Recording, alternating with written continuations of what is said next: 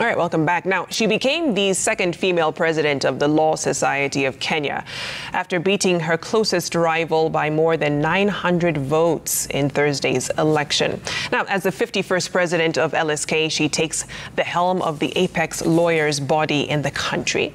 Faith Odhiambo, who previously served as the vice president of LSK, committed to build on the foundation she and her predecessor, Eric Theuri, laid in the past 2 years. Well, she joins me now in studio. Very warm welcome, Madam President.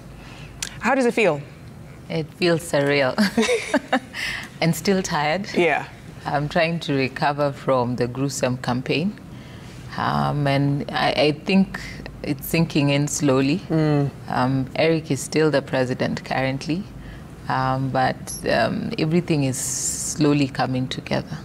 I can only imagine how your phone is literally going off the handle. And most people wanting to know, which is my first question to you, what's your first order of business, once you take office proper? Once we take over office, what I'd want to do is sit down with the rest of my council members and we look at each of their promises and manifestos and align them that we have one vision at the end of the day. There are promises that I've made that I want to commit and ensure that in our first 100 days, we have set up a work plan and a trajectory of what we want to do. We have promises to the young bar and how to support law firms of the mid-bar, and most importantly, also how to work with the seniors who have since helped and built. And I would say, even if I look at the voter bloc and the trajectory, I got an overwhelming support from all of them. And so the hard task of bringing back together the seniors with the young ones, I'd want us to set up a clear work plan on how we'll work together with the different divides and ensure that everyone feels included and that the Law Society belongs to each and every one of them. So that as a society, even with my competitors, that we reach out in terms of, some of them had ideas that are quite similar, maybe different ways of effecting the same. But I want us to move on together, that elections, it's done. We have a new leadership, but all in all, let's come back together as one Law Society of Kenya. We have a lot of work to do the next 2 years. And I would want to do it when we're united as one society. You campaigned on what you called the PSP agenda. What was that about? So the PSP agenda brings together the question of what is most important to lawyers right now. We're talking about rule of law that we feel is mostly under attack, and how do we ensure that we also protect the judiciary. But at the same time, we have the challenge of corruption, not only in our courts, but also in the land registries. And that is affecting not only practice, service delivery, and also generally to the members of the public, because you'd want to have faith that you'll be coming to court and you'll get your fair day and get, a decision based on the strength of your arguments, strength of the case that you're presented before the court, and not through some external interference. And also at our land registries, the RDIS as a system, we want to ensure that it starts working and it works well, that you don't have clients feeling like you have to give something to ensure that, the transaction is able to see to fruition. And this is an issue that we raised previously even in our council, and we've been trying to work on it. And I want to ensure that that is something that I put in the right trajectory, that it can actually start moving. The mentorship program that we had started, I want to see it to fruition, that we bring in more of our seniors to get on board, that we can support a lot of our young lawyers who need that guidance, who need that networking support, to ensure that in a profession we're growing together, that we are not leaving any man or woman behind.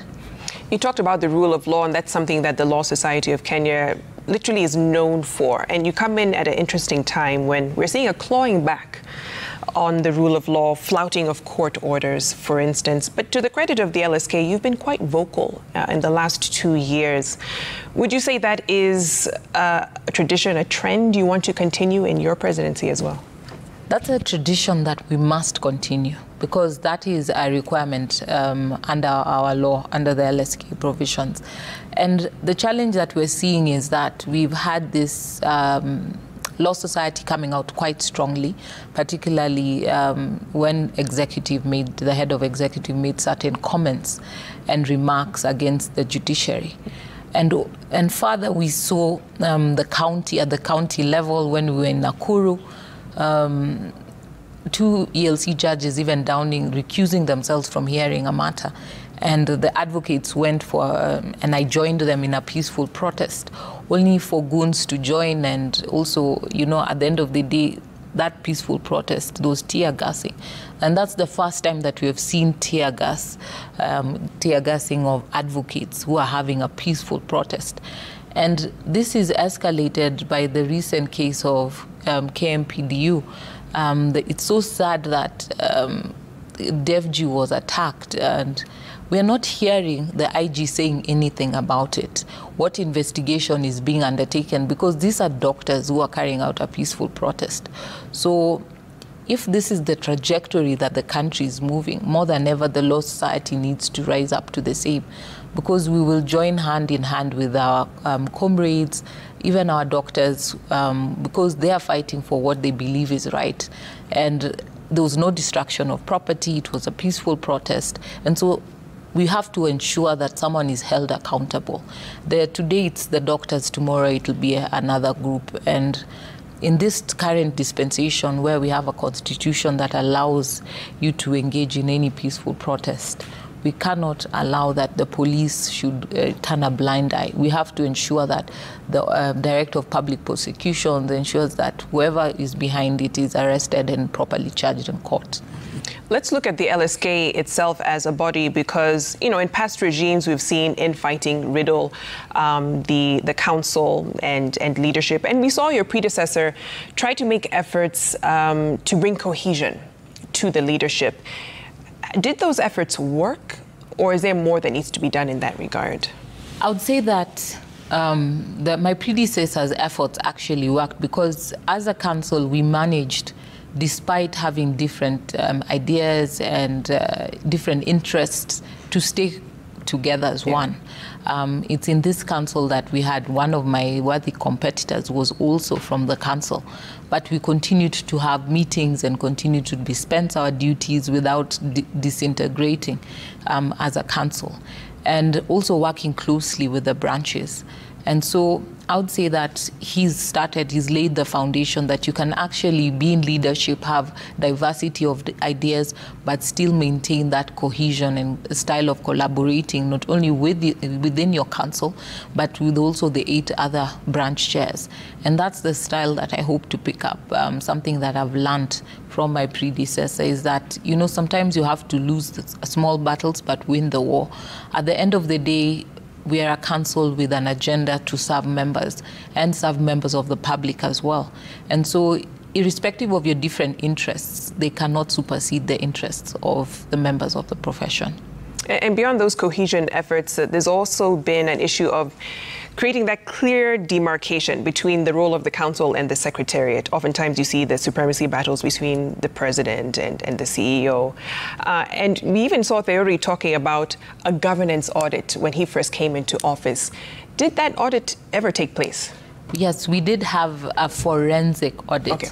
The concern from members was that there was misuse of monies, particularly at that time there was no segregation of roles with regards to the role of the council and role of the secretariat. We've had council members engaging in operations, which in general in corporate governance standards should not be the case. So once we got into council, apart from ensuring that forensic audit was done, which was also presented to members and passed, what we did is that we set in proper corporate governance structures and avoiding that situation of council members getting involved in the day-to-day running and management of the secretariat, and just having separation of roles and setting targets so that we hold the CEO as the accounting officer accountable, while we, the council, carry out more of supervisory roles and giving direction and policy with regards to how the council and the secretariat is run. So that brought down that sort of, you'd say, friction, because the CEO has a clear demarcation of her roles, what is her responsibilities, and also council members in terms of channels of communication. It was very clear. And so that sort of brought down that friction. And I hope to ensure that we maintain the same standard, because now we have proper structures in place. There's no need for council members to want to get engaged in operations. I want to go back to something you said earlier about reaching out to the young members. During the debates here on Citizen TV, you described yourself as a bridge between young lawyers and the senior bar.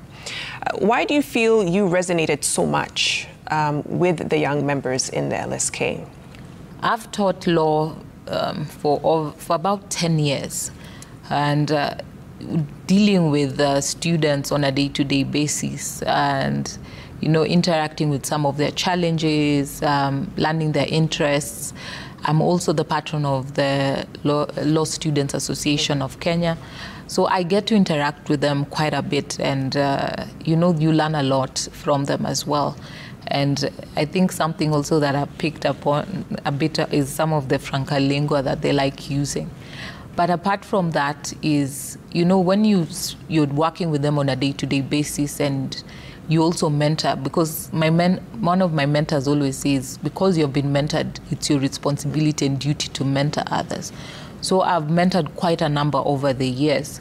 And so I've kept in touch quite close with particularly my students, not only the ones I taught at Catholic University for a short period, but a longer period at University of Nairobi. So when they graduate, some of them have become one of my good friends, that they're always updating me on what's going on, what are their challenges that they're having. So it was easy for me to resonate with them. And with regards to them even reaching out, it's much easier for them because they still look at me like their teacher. And so when they're having challenges or problems, they can easily reach out and ask for my assistance and support.